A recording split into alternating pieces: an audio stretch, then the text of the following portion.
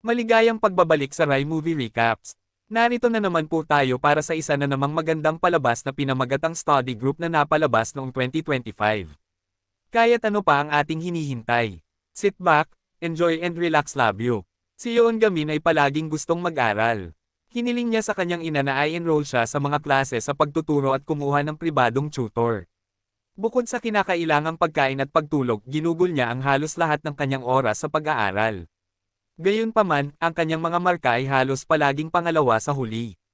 Narinig niya ang dalawang kaklase na pinag-uusapan ng Yusung Technical High School na nagmumungkahi ng pagpapatala doon sa pamamagitan ng espesyal na admission para sa mga prospect sa kolehiyo.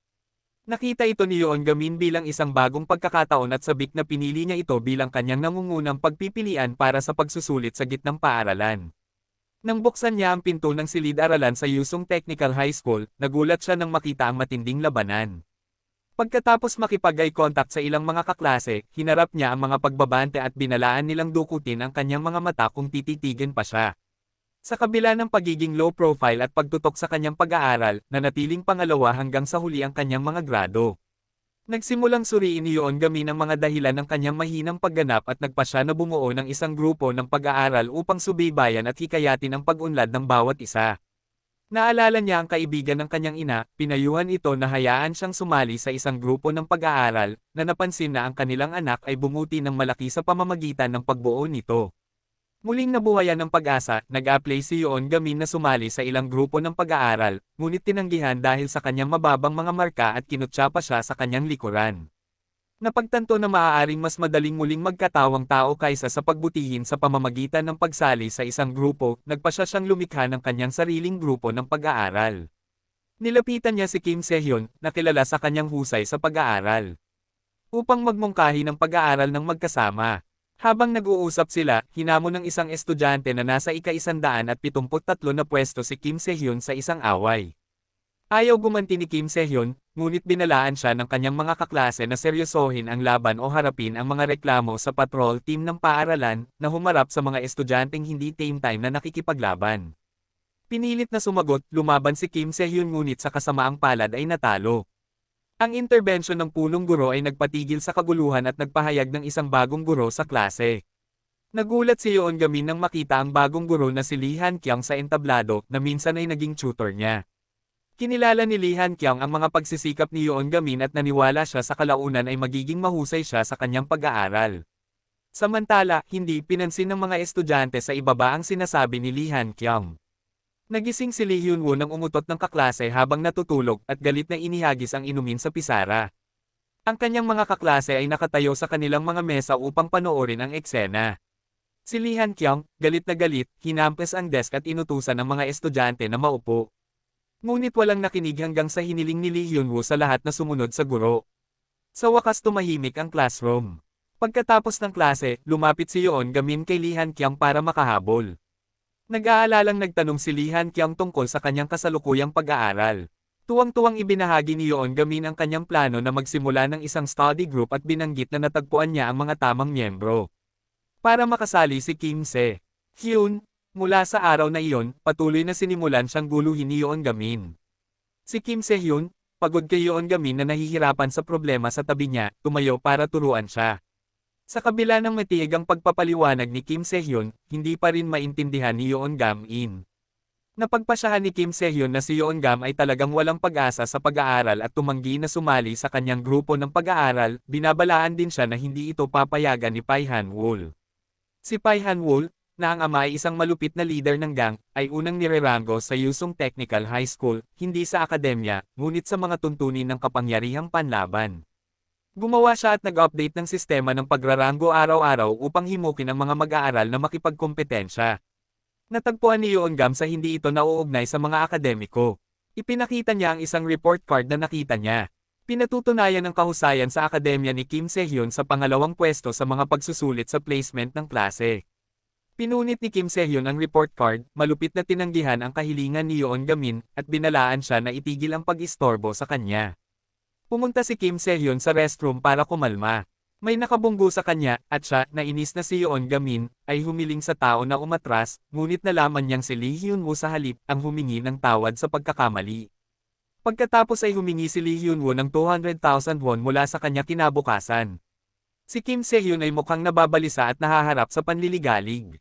Nang siya ay nawala ng pag-asa, si Yoon Gamin, na nakasuot ng maskara at may hawak na pamatay ng apoy, ay sumugod at iniligtas siya. Ilang minuto matapos iligtas, hinarang sila ni Lee Hyun-woo na may kasamang club. Hiniling ni Lee Hyun-woo na malaman kung sino ang nagligtas sa kanya. Inangkin ni Kim Se-hyun ang kamangmangan. Pagkaraan, muling nagpakita si Yoon Gamin na nakamaskara, sinipa ang club, at pinatay si Lee Hyun-woo. Si Yoon Gamin ay palaging naniniwala na ang isang malakas na pangangatawan ay humahantong sa magagandang grado, isang paniniwalang pinanatili niya mula noong ikatlong baitang sa pamamagitan ng pag-eehersisyo araw-araw. Dahil sa pagod, umuwi si Kim Se-hyun upang harapin ang kanyang alkohol na ama, na iginiit na matuto siya ng welding pagkatapos ng graduation at ibinasura ang kolehiyo bilang isang pag-aaksaya ng pera. Si Kim Se-hyun ay palaging mahusay sa kanyang pag-aaral, ngunit ang kanyang pangarap na pumasok sa universidad ay walang suporta at pangunawa mula sa sinuman. Sa utos ng kanyang ama, nagatubili siyang sumuko sa pag-aaral sa isang nangungunang mataas na paaralan at pinili ang isang bokasyonal sa halip. Natuklasan ni Lee Hyun-woo na si Yoon Gamin ang taong nakamaskara na nagpatomba sa kanya. Galit na galit, nilinis niya ang silid-aralan at kumuha ng lighter, balak niyang sunugin ang mga study note na ibinigay ni Kim Se-hyun kay Yoon Gamin. Nang makita ito, si Yoon-gam ay nagmamadaling kunin ang mga notes at pinatumba si Lee Hyun, pinatay ang apoy gamit ang kanyang mga kamay, kahit na ang mga tala ay napinsala ng husto. Galit na galit, tiyak na tinalo ni Yoon-gam si Lee Hyun-woo, na walang lakas para lumaban. Inihagis ni Lee Hyun-woo ang kanyang nasusunog na backpack kay Yoon-gam. Na mahinahong sinipa ito pabalik sa mga braso ni Lee Hyun-woo. Ang balita tungkol sa pagkatalo ni Yoon Jong-min sa isa sa nangungunang 10 manlalaban, si Lee Hyun-woo, ay mabilis na kumalat sa buong paaralan, na nagdulot ng kaguluhan sa mga estudyante. Hindi pinapansin ang mga reaksyon, dinala ni Yoon Gamin ang mga nasunog na tala kay Kim Se-hyun, sinisisi ang kanyang sarili sa hindi pagprotekta sa mga ito. Si Kim Se-hyun, nang makita ang kanyang nasusunog na mga kamay at nabalisa, ay itinapon ang mga tala sa basurahan, ngunit pagkatapos ay pumayag na sumali sa grupo ng pag-aaral. Nang magdiwang si Yoon Gamin, sumugod si Lee Han-kyung, pinatay ang nasusunog na backpack, at hinikayat ang lahat na umalis. Huli na, gayunpaman, nang dumating ang vice principal kasama ang mga awtoridad sa edukasyon. Upang patahimikin ang mga opisyal, nagpasya siyang magpulong ng komite sa pagdidisiplina para patalsikan si Yoon Gamin. Nang malapit nang umalis ang mga opisyal, nagsalita si Lee Han-kyung na iginiit na ang tunay na isyo ay sa paaralan, hindi kay Yoon Gamin. Na nabuli at gumanti dahil sa pangangailangan. Nabanggit niya na sa kanyang 2 araw sa Yusung Technical High School, ang away ay mas karaniwan sa mga estudyante kaysa sa pag-aaral. Kinikilala si Lee Han-kyung bilang guro na nanguna sa pagsusulit sa recruitment noong nakaraang taon, ngunit hindi nag-ulat para sa tungkulin, na naging dahilan upang makonsela ang kanyang appointment. Tinanong siya ng pinuno kung paano niya babaguhin ang paaralan. Binanggit ni Lee Han-kyung ang ideya ni Yoon Gamin ng isang study group, at iminungkahi ang pagpapatupad ng patakarang ito. Nagpakita ng interes ang pinuno at pumayag na payagan sina Lee Han-kyung at Yoon Gamin na magtatag ng grupo ng pag-aaral ng magkasama. At ubiling pumayag ang bise-punong guro, ngunit itinakda na dapat silang magtipon ng 5 miyembro sa loob ng 2 linggo upang makilala bilang isang opisyal na club. Nagpost sina Yoon Gamin at Kim Se-hyun ng mga recruitment notice sa paligid ng paaralan para maghanap ng mga miyembro para sa kanilang study group. Lumipas ang 2 araw na walang ni isang rehistro. Samantala, kumalat ang tsismis tungkol sa walang hirap na tagumpay ni Yoon Gamin laban kay Lee Hyun-woo. Binabrand siya bilang isang nakakatakot na manlalaban. Isang batang lalaki ang pumangatlo sa labanan sa kanilang baitang ay hindi naniwala sa mga chismis at, sa kabila ng pagtatangka ng iba na pigilan siya, hinamon si Yoon Gamin. Sa pag-aakalang interesado ang batang lalaki na sumali sa grupo ng pag-aaral, malugod siyang tinanggap ni Yoon Gamin at bumaling upang kumuha ng application form. Habang umaatake ang bata, si Yoon Gamin, na nakatuon sa paghahanap ng porma, ay madaling nakaiwas sa mga suntok ng hindi namamalayan. Binuksan ni Yoon Gamin ang isang kabinet para sa isang bagong anyo, hindi sinasadyang natamba ni Yoon Gamin ang batang lalaki gamit ang pinto ng kabinet, nakalimutan ang nangyari. Gayunpaman, itinuring siya ng mga manunood na isang dalubhasang mandirigma, na higit na nagpahusay sa kanyang katayuan sa gawa-gawa. Si Yoon Gamin ay hindi sinasadyang naging isang nakakatakot na figure sa mga estudyanteng may mababang ranggo, na masyadong natakot na makipag-eye contact sa kanya. Kabalintunaan, gusto ni Yoon Gamin na pumili ng mga mag-aaral na mahilig mag-aral sa pamamagitan ng eye contact, ngunit wala siyang nakitang may kislap ng katalinuhan sa kanilang mga mata. Habang nagrereklamo kay Kim Se-hyun, bigla niyang napansin ang isang pambihirang mukhang binata na papalapit. Ito ay si Park Gayon-yap, isang dating kaklase sa middle school na nag-aral sa USA. Sabik na inanyayahan siya ni Yoon Gamin na sumali sa study group. Si Park Gayon-yip, nabatid ang mga paghihirap na kinaharap ni Kim Se-hyun dahil sa kanya, ay kinutya si Yoon Gamin dahil sa hindi sinasadyang pagdulot ng pinsala sa iba sa kanyang pagsisikap na bumuo ng grupo at tumanggi na sumali. Habang nauubos ang oras, iminungkahi ni Kim Se-hyun na si Yoon Gamin, dahil sa kanyang pangangatawan at kakayahan sa atleta, ay maaaring maging mas angkop sa sports. Gayunpaman, si Yoon Gamin ay may hilig sa pag-aaral sa kabila ng kanyang likas na talento sa atleta. Si Lee Han-kyung, nang makita ang kanilang paghihirap, ay dinala sila sa isang tindahan ng libro upang pasiglahin ang kanilang kalooban. Doon, bumili si Yoon Gamin ng ilang panulat, ipinaliwanag sa mga nakapaligid sa kanya na ang makinis na pagsulat ng mga panulat ay mabuti para sa paglutas ng mga problema sa matematika at na ang mga asul na panulat ay maaaring pasiglahin ang utak. Parehong nagbitiw sina Lee Han-kyung at Kim Se-hyun sa katotohanan na si Yoon Gamin ay lubusang nagsaliksik kahit na sa pag-aaral ng mga tool na may kaugnayan, ngunit ang kanyang akademikong pagganap ay nanatiling mababa. Matapos makipaghiwalay sa kanila, bumalik si Lee Han-kyung sa kanyang dormitoryo upang makitang nakabukas ang pinto at nanligaw si Lee Hyun sa loob kasama ang iba. Napag-alaman na matapos talunin ni Yoon Gamin at pagkatapos ay bugbugin ni Pai Han-wol, si Lee Hyun-woo ay inutusan ni Pai Han-wol na pilitin si Lee Han-kyung na magbitiw o harapin ang parusa. Noon lang, nakatanggap si Lee Han-kyung ng tawag mula kay Yoon Gamin na kailangang kunin ang isang librong napagkamalan niyang kinuha. Ngunit bago pa siya makasagot ay natamba na ni Lee Hyun-woo ang telepono sa kanyang kamay. Sa isang kritikal na sandali, biglang namatay ang mga ilaw sa dormitoryo. Isang lalaking estudyante ang pumasok, pinatumba ang lahat, at tinulungan siyang makatakas. Tumakbo sila papunta sa elevator at hinaranggan ang mga humahabol sa labas. Hinubad ng lalaking estudyante ang kanyang sombrero. Inihayag ang kanyang mukha, si Park Jae-yip, na tinanggihan si Yoon Gamin noong araw na iyon. Nakilala siya ni Lee Han-kyung bilang estudyante na tumulong sa kanya sa paglipat ng basurahan sa paaralan. Tinanong niya kung bakit siya naroon, ngunit hindi sumagot si Park Jae-yip at sa halip ay hinayla siya upang magtago sa likod ng isang kotse sa parking lot. Sinubukan ni Lee Han-kyung na tumawag ng pulis, ngunit natuklasan ang kanilang pinagtataguan, at inagaw ang kanyang telepono. Hinayla siya ni Park Jae-yip para tumakbo. Ngunit sila ay tinambangan mula sa magkabilang panig. Samantala, patuloy na tumatawag si Yoon Gamin sa telepono ni Lee Han-kyung nang hindi sinasagot. Maya-maya lang, may dumaan na nakamotorsiklo na sumisigaw, natagpuan sila. Nakaramdam ng gulo, sumunod si Yoon Gamin. Si Park Gayon-yap ay binugbog at nahulog sa lupa. Nakilala siya ni Lee Hyun-woo bilang kaklase na nalink sa isang random na kaso ng pagpatay mula sa middle school at inutusan ang lahat na salakayin siya. Habang hahampasin na sana ni Lee Hyun-woo ang guro, bigla siyang pinigilan ni Yoon Gamin. Na dumating sa tamang oras, inalis ni Yoon Gamin ang kanyang salamin at pinasuko ang lahat. Pagkatapos ay sinuri niya si Lee Han-kyung, habang sinamantala ni Lee Hyun-woo ang pagkakataong tumakas. Sinubukan ni Park Ga-hyun-yap na sundan ngunit bumagsak dahil sa kanyang mga sugat. Lumapit si Yoon Gamin para tulungan siya, ngunit inalis siya ni Park Ga-hyun-yap at ipinaalala sa kanya na hinding-hindi matutupad ang pangarap nilang magsimula ng study group sa Yusung Technical High School. Pagkatapos ng kaguluhan, bumalik si Lee Han-kyung sa kanyang silid, pagod at nag-aalangan na tumawag ng pulis. Tapos, may nag-doorbell sa kanya. Isa ito sa mga lalaking umatake sa kanya. Lumuhad ang estudyante, humihingi ng tawad at ipinaliwanag na kumikilos sila sa ilalim ng utos ni Pai Han-wol. Sa kamatayan bilang ang tanging alternatibo sa pagsunod.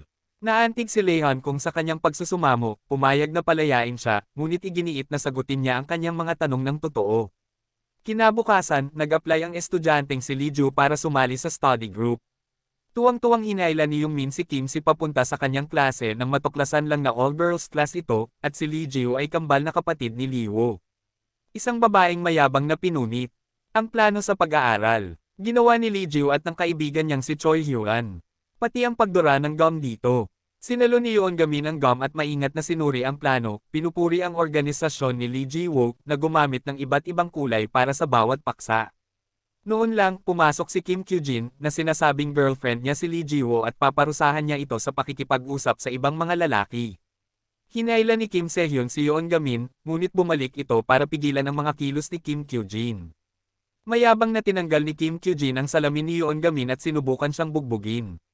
Sa napakahalagang sandali, namagitan ang punong guro at kinuha si Kim Kyujin, na pinipigilan ang higit pang hidwaan.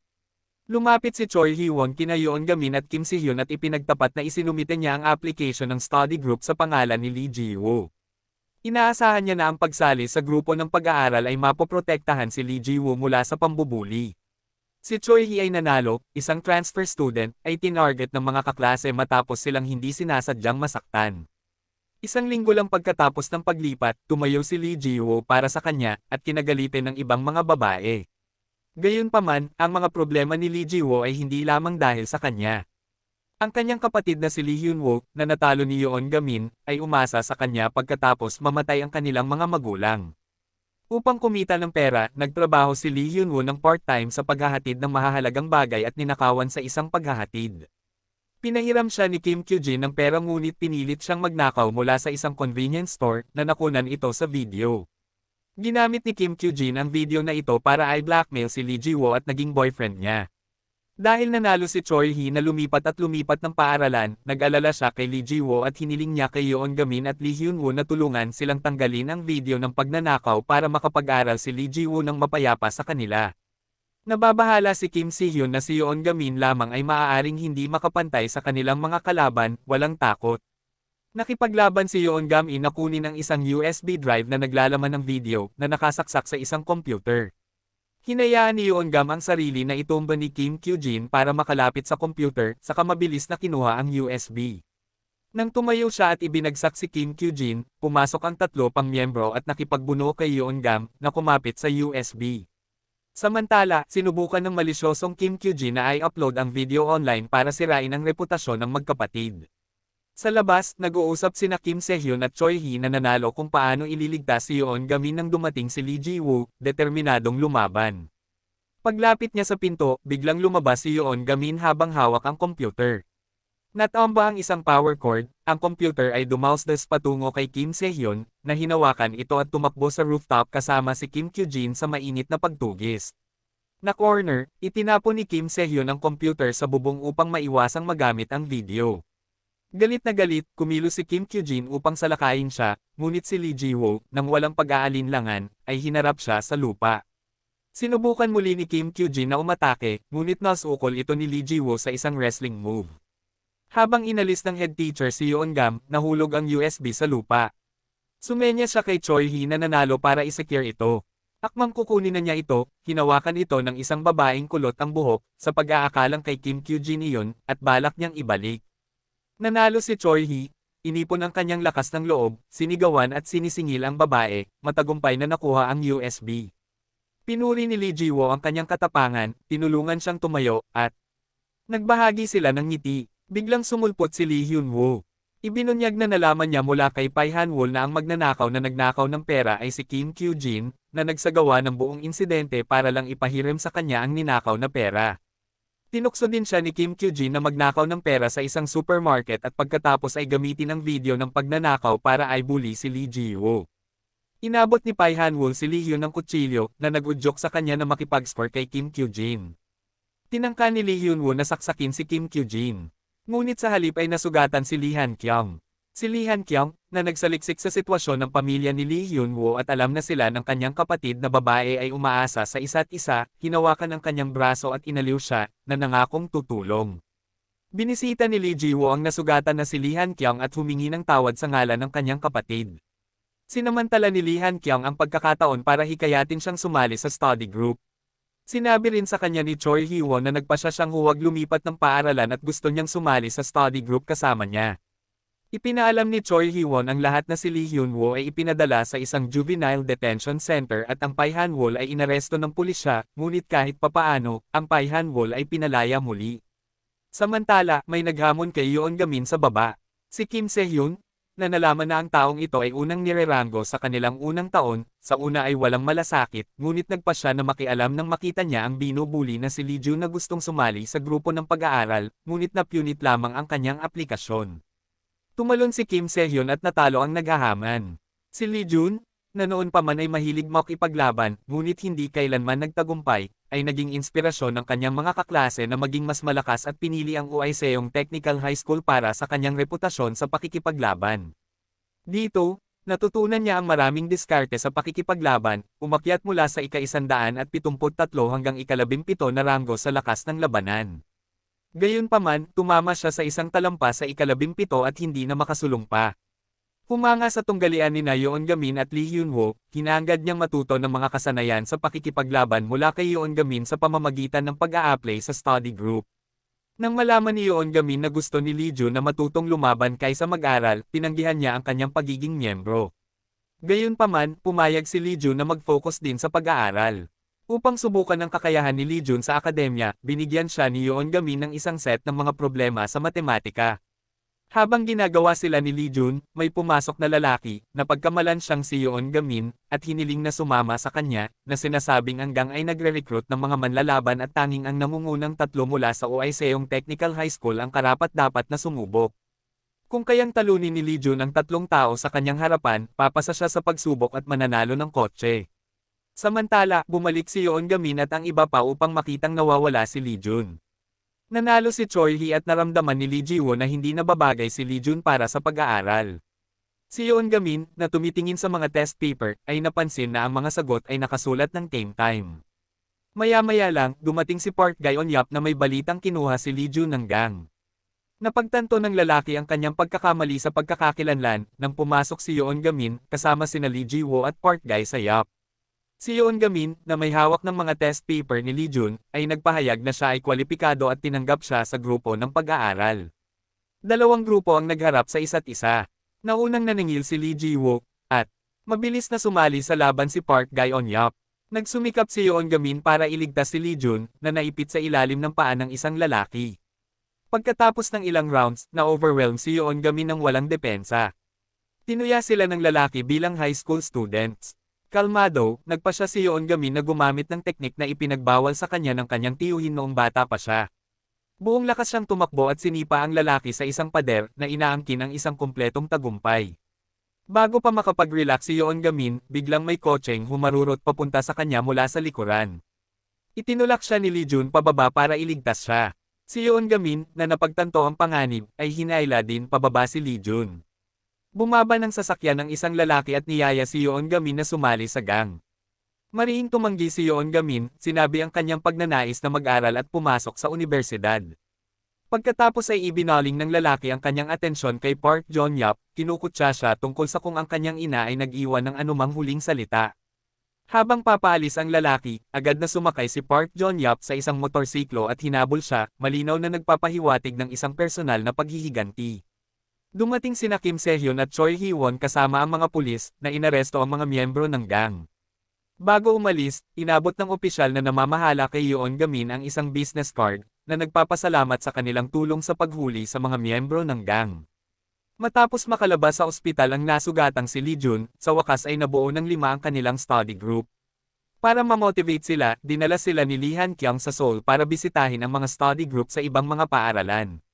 Habang naglalakad sa mga kalye ng Seoul, may nakakita sa kanila na masyadong kitang-kita at nataman si Lee Jun. Si Lee Jun at Lee Ji-woo ay madaling gumanti, na iniwang lumuhad ang mga umaatake at humingi ng awa.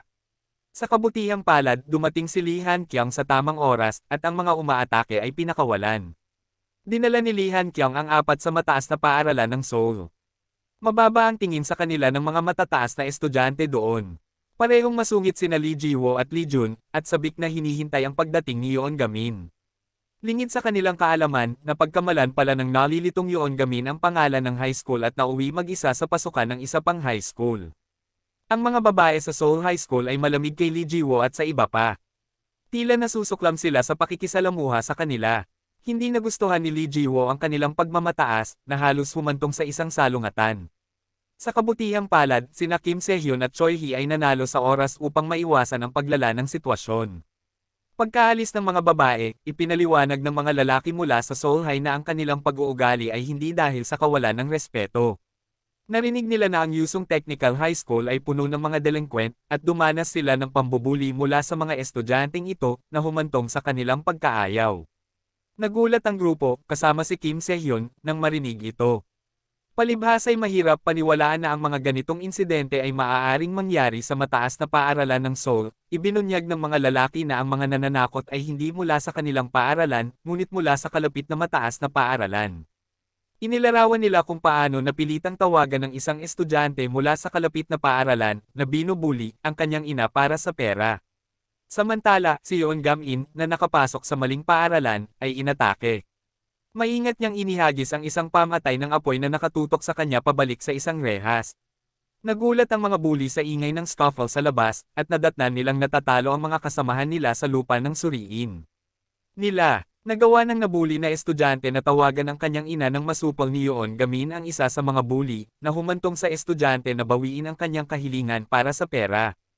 Ibinalik ni Yeon Gamin ang baso sa estudyante at nakatanggap ng tawag mula kay Kim Se-hyun at iba pa, na nagpaalam sa kanya na nasa katabing paaralan siya. At tinanong kung nakita niya ang binubuli na si Yoo Junmin, miyembro din ng Seoul High Study Group. Mabilis na kinilala ng estudyante ang kanyang pagkakakilanlan, at dali-dali silang umalis sa pinangyarihan, batid na mas mapanganib na mga individual pa ang lumitaw. Maya-maya lang ay nagpakita na ang leader ng mga bully, at nagawa rin siyang talunin ni Yeon Gamin. Kasunod ng insidenteng ito, nakita ng grupo ng pag-aaral sa Seoul High sina Yeon Gamin at Yoo Junmin sa isang bagong liwanag, na nagbabahagi ng kanilang sariling mga karanasan sa pag-aaral. Bago humiwalay, hinayla ni Yoo Junmin si Yeon Gamin sa isang tabi, isinuot ang kanyang salamin, at tinanong kung nakilala siya ni Yeon Gamin. Naalala ni Yeon Gamin na sila ay mga kaklase sa middle school sa parehong paaralan kung saan minsan kinukutya ni Yoo Junmin ang kanyang kahilingan na sumali sa study group. Humingi ng paumanhin si Yoo Junmin sa kanyang nakaraang pag-uugali at kinilala na sa dedikasyon ni Yeon Gamin, posible na makamit ang pinakamataas na ranggo sa paaralan o maging sa bansa. Bumalik sa paaralan, ang grupo sa wakas ay nagkaroon ng isang nakatoong silid-aralan para sa kanilang grupo ng pag-aaral. Nalungkot si Lee Ji-woo sa napakasamang kalagayan ng lugar, ngunit optimistikong pinlano ni Yeon Gamin ang pagsasaayos nito.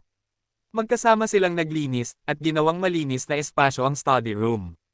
Sa hindi inaasahang pagkakataon, si Kim Ho-min, ang pinakamataas na ranggo na estudyante sa kanyang grado, ay dumating upang pukawin sila, na tinawag silang mga walang utak na tanga na palaging nasa ilalim kahit gaano pa nila subukan. Nangako si Yeon Gamin na hihijitin niya si Kim Ho-min sa midterm exams bilang tugon. Hinangaan ni Lee Han-kyung ang kanyang tapang ngunit pinayuhan siya na huwag maging mayabang.